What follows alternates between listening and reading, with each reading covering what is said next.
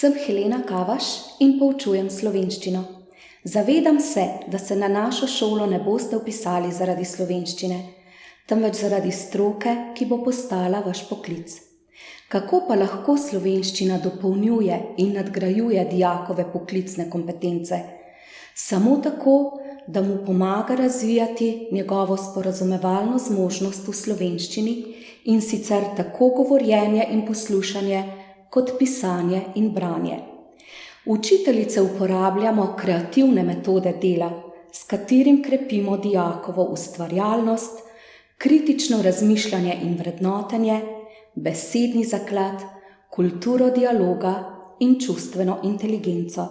In to je le nekaj kompetenc prihodnosti, ki jih dijaki razvijajo pri slovenščini.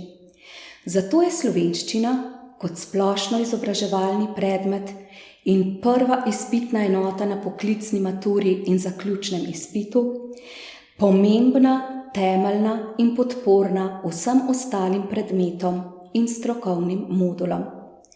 Poleg pouka pa lahko dijaki tudi tekmujejo za Cankarjevo priznanje, ustvarjajo šolski časopis Glasilomer, prihajajo na mesečna bralna srečanja v šolsko knjižnico, sodelujejo na natečajih za naj, pesem in haiku in sodelujejo v mednarodnem projektu Erasmus+.